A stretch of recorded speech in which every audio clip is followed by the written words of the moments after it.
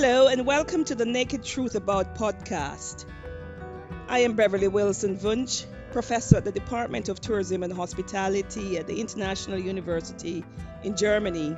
We often talk about the need for real and honest conversations about work and life. In the last episode, we had a fantastic conversation where Danielle, my co host, had the chance to speak with me, and we were able to dig a little bit deeper into my background. Today, the tides are turned, and I get a chance to give Danielle the opportunity to unravel and tell us about herself. What is it that makes her who she is? And I'm so looking forward to converse with my friend. That really beautiful, rounded voice that she has is just so special. And I think that, ladies and gentlemen, you're going to, at the end of this episode, get to know who Danielle is a lot more. So, Danielle, thank you for joining me in this deep conversation. How are you? Hi, Beverly. I'm good because I know I'm going to talk to you today.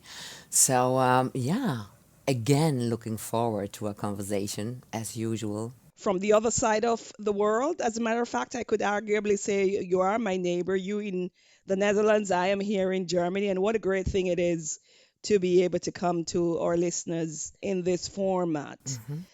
But so let's get right into it because there's just so much that you can say about yourself, my friend. Tell me a little bit about who you are. Whoa, you start with a huge question. Who am I? Sometimes I don't know myself.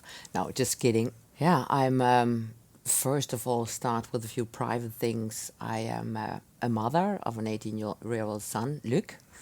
My partner is Stefan, my love, who has also two sons. I live in the Netherlands. Long time ago, I studied at the Hogeschool School in Maastricht, Maastricht School of Management. Always fascinated on the subject of hospitality. And I worked in HR and in recruitment and in outsourcing, and I had my own event company for a while. But about 10 years ago, I started to be a student again. And I quit my corporate job. I mean, I say that now in one sentence, but it took a whole time before I dared to quit my job and started to study again. And I think I was always fascinated about why do people do the things they do, and why is it sometimes not easy to connect with other people, and why is it sometimes very easy and people are in a kind of a flow. Yeah, I started studying human behavior, so to speak. In Aachen, I dove into psychology and systemic psychology, and I'm an EMDR therapist. Then I wanted to know a little bit more about, so to speak, the hardware. I mean, one could say behavior and psychology is kind of the software, but what makes that possible? Where does it come from? And I started to dig into science, into, amongst others, interpersonal neurobiology. And last year I finished my studies in cognitive neuroscience, and I'm specialized in our social brain, and that's the part of our brain or our nervous system of us people that interact with other people, and that plays a huge, huge, huge role in everyday life. So that's in a nutshell who I am at the age of 54. Wonderful. What a beautiful story so far. Daniela, tell me, there are a number of things that you have touched on in your life story that I would like to come back to a little bit because it's really so very interesting. You talked about quitting your corporate job to do something completely different. Mind you, quitting a corporate job with lots of money, a huge amount of attention, lots of network, people that you can eat and wine and dine with, and truly just travel the world. But you left that for something quite different, or Hmm. we might say similar. Hmm. What is it that made you make that decision to move from the corporate world into what you're doing now? You know, in retrospective, one can connect the dots and it's going to become a kind of a coherent story. if I describe the feeling at that moment, I just didn't want to be in the rat race anymore. I didn't want to compete. I didn't want to have those heavy burdens on my shoulder. My son was, I don't know, 5 or 6 at the time. And often he said to me, "Oh, Mama, stay at home. Why are you always gone? And come, let's play or read a book or do whatever." And the more and more moments I had that I thought, what am I doing? Where am I giving my precious lifetime and energy to? I just wasn't happy anymore in the corporate world. And I think the thing that made it digestible, so to speak, was that I made the decision myself. No one kicked me out. That I really had this candle in me, this fire burning, knowing to learn more about people and behavior and psychology and neuroscience. But I just did not have the time with a busy, busy, busy job and traveling a lot, etc. So I think when the discomfort is big and high, Mm-hmm. then people can change very quick. And I think it was the case. So I quit the job, I left, and I started studying again. And of course, the beginning was not that easy. You know, at the beginning, you think, okay, you don't get a paycheck. And in the second and the third and the fourth month, you think, oh shit, the bank account is empty. I didn't have a car, my lease car. I left at the company, of course. I thought I'd try everything on my bike. Well, the little bit difficult moment I had in a social setting when people ask me, well, what are you doing for a living? And I didn't have a story yet. You know, I told them I'm a student, I'm going to Aachen on my bike, and I don't know yet what I'm going to do with the things, the road I'm traveling now. So that was quite of a little strange moment. But on the other hand, I did feel comfortable because it was my choice. You know, I wasn't forced to do this or I wasn't forced to quit my job. So then there was a time I was not standing on solid ground because indeed I didn't know what I wanted to do with that. On the other hand, I was just having such a great time, you know, not having all the pressure of my corporate job, not having all the responsibilities about financials and a lot of people and a lot of pressure. I just enjoyed taking in all the new stuff, all the things I was learning. And I had such a great time with all the other students, so that was fantastic. But then something started to nag, and I thought, okay, there are a lot of people who know so much about psychology. How am I at 44 at that time, or 45? How am I going to be good at this? You know, other people have so many Yeah. years advantage. And the moment that I really it clicked was the moment I dove a little bit into science, into, so to speak, the hardware of the brain. And that is when things clicked, and I thought, this might be a direction I could go in back into the corporate world and you know, talk about us social beings and about us as not being a thinking being, but someone who has huge social needs and about our social Yes. brain. So, you know, coming from a kind of scientific perspective into companies, which make it maybe a little bit easier for them to listen to my story because it has a scientific background. And that was the moment when I thought, oh, wow, in the end, I found my way, I found my path, I found my calling. Yeah. Good, right. You said you studied a bit about the social brain. Can you help us to understand what that is in real terms? Well, the biggest part of us as human being is social interactions. We do that all day. So we have to deal with ourselves, we have to deal with other people. So it's quite interesting and helpful knowing a little bit more about our behavior, where it comes from. And especially in our world, in the command and control world where I come from, where I worked in, it's so helpful to know a little bit more about the things we're doing okay, but especially about the things we're doing not so well, the ways we interact with each other that are not helpful. And my fascination about people socially interact, and also knowing that our energy speaks volumes when we enter a room before we have even spoken a word. And that's fascinated me. So that is why I started to study interpersonal neurobiology, that studies how our nervous systems, how we as people interact with each other.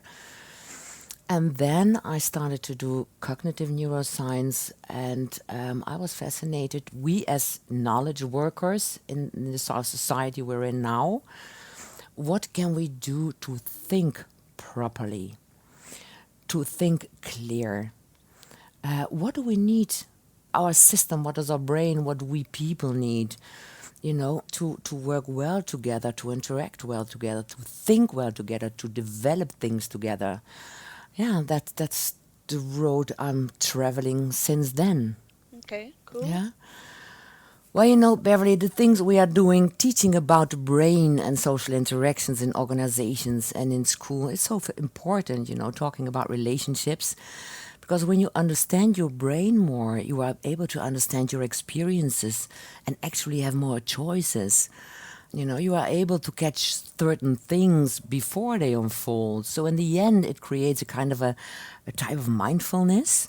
You become an observer of your own behavior, and you can be more reflective, and it makes people more empathetic and more caring.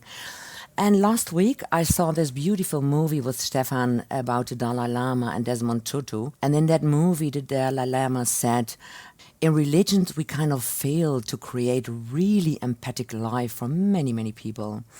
And I hope that science can go a little bit further by making more things clear about our needs and therefore create more empathy. And I also love the technology breakthroughs we make in our world, but we hardly make progress in how we relate to each other. We didn't make progress in the last 50 or 100 years. And so it's time to focus on that and make a difference there. Indeed, and this is sort of what we labeled as the hospitality mindset. Isn't that what it is? Yeah, that is what it is. And for me, what is a hospitality mindset? It's more of an inclusive mindset and having intercultural competences. That's more a little bit of the bigger picture. But also, open our doors and minds and hearts and souls for all of us, holding space for each other, walking each other home. That is hospitality for me. That's right. I think that's the conversation that we need to be having. And this is a great place to talk about that hospitality mindset, caring for each other. I can't think of anything else contrived by man that is more important than hospitality. I think you would agree with Oh, me yes. on that. I would agree with you, Beverly, because if you look at the world, I mean, we have a health crisis, we have an economic crisis, we have a societal crisis, racial issues, environmental issues, political issues. So the things we are doing is not good. It's not working. It's not working. And I think we all need to create a future that needs to be better, but it's not here yet. And systemic change takes time, but we should all work on that and thinking and also doing relational thinking. But relationships is not only the both of us are having a nice time and we're having a good and we like each other, but relational thinking is more broader. Can I hold space for your otherness in thinking? And can you hold space for my otherness in thinking so we can create a new world? I think that's an important part. That is so true. Wonderful. In your own long CV and the things you have done in your life, Danielle, it's such a beautiful life, I would say. But in this period of time, what would you say is the most important thing that you have learned in life? What is the most important thing? I think one of the most important things is when I, at 44, when I quit my job, was to follow my calling. Until then, my life was more a conference call. Everyone could call in, demand something of me, and I thought, okay, I'll do the things that had to be done. So it went from kind of a conference call to a calling.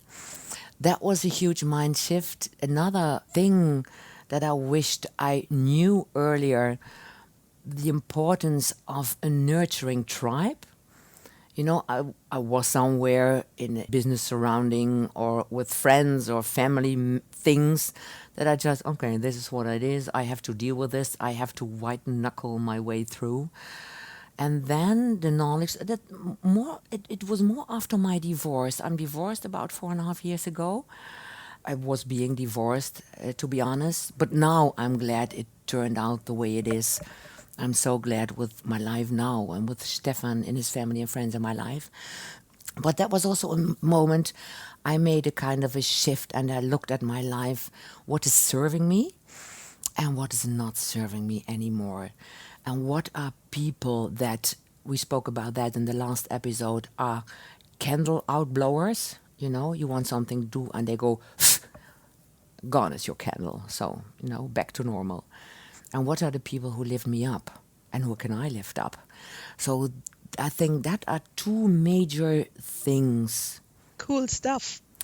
And now living the sharing is caring. I so much believe in that. We so much believe in that. Sharing knowledge, sharing Wonderful. resources, sharing with each other. Wonderful, wonderful, really deep stuff, I would say. Perhaps, Danielle, you can talk to me a little bit about the one thing, or perhaps generally just something that you think people seem to misunderstand about you. I mean, you're such a lovely person, but as human beings, we get misunderstood sometimes. Can you reflect a little bit on that and help us to understand you a little bit better through this? Well, I do think that people think that I look tougher than that I am. I have a very small heart. No, I have a big heart, but I think I'm more vulnerable and sometimes insecure. I'm more introvert than I look. I know I also have a very extrovert side. That's why I'm on stage and I like to talk to people. But on the other hand, I also need very much recovery time. And recovery time is for me on my own or just with Stefan and my son and my dog and my books. Then I'm happy. I need that recovery time. Oh, that's kind of cool. I mean, have you ever done that personality test? The Big Five personality test? How do you score? Where it tests us on extroversion, Yeah, conscientiousness, oh, I did it. emotional I did it a stability. long time ago. That's a good reminder. I should do that again. You should. Yeah, I know, I know. Yeah, that's a good reminder. I can do that again. It would be nice to see whether or not you're truly an introvert or perhaps you are an extrovert and you don't even know that. I think you are a Yeah. combination of both. So that's kind of nice to know also too.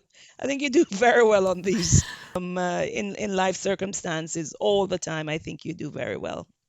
Well, just to ask a little bit of a question, though, I know as we go through life, we're reflecting a little bit on ourselves and we look back at the things we have done well and the things that we have not done so well. In your case, if you had to write a book about your life's journey, what would the title of that book be? The title of my book would be Let's Sign a Declaration of Interdependence and we should all walk each other home. I mean, we are part of a huge ecosystem. We don't realize that. I think this whole me-ism fetish doesn't do us any good. We see that in the numbers, the World Health Organization publishes about our number of burnouts and loneliness and depression, etc., etc. People are made to live in tribes. Yeah, I think that would the title of my book be. And we are social beings, we're social animals, and we need to fly in a tribe. We need other people, need people.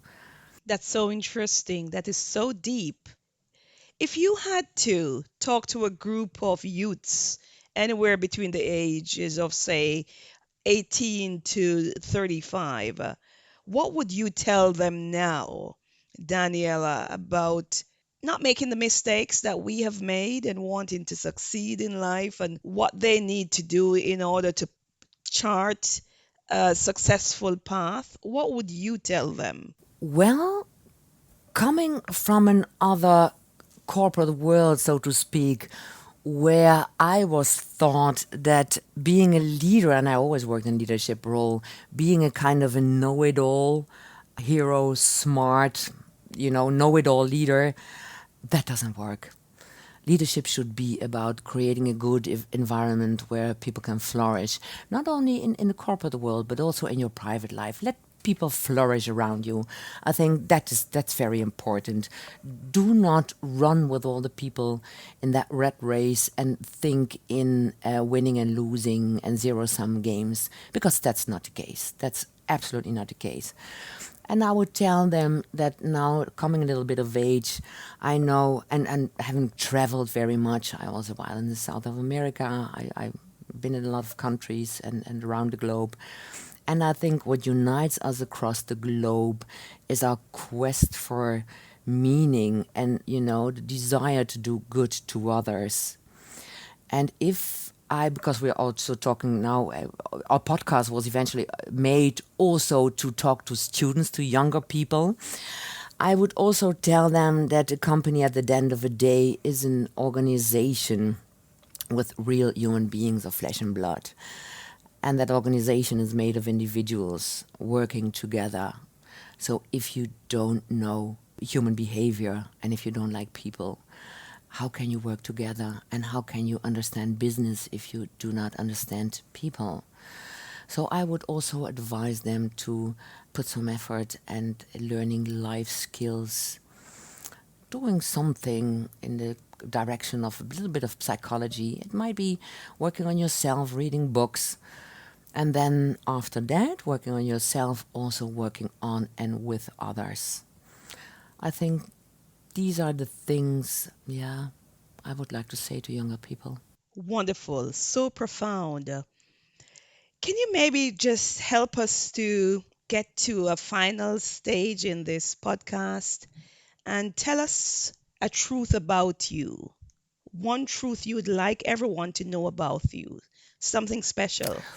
Ooh, I think I already mentioned that I so much like to be alone.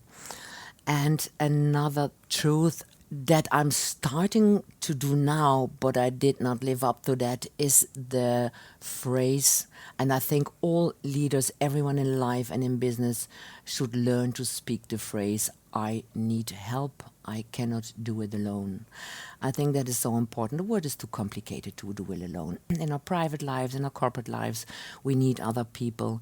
So, asking help from other people, I think that's one real truth. And another truth is that I had to learn to live with ambiguity. I always thought that things were this or that, or black or white. But, to learn in life and in work to hold space for that ambiguity.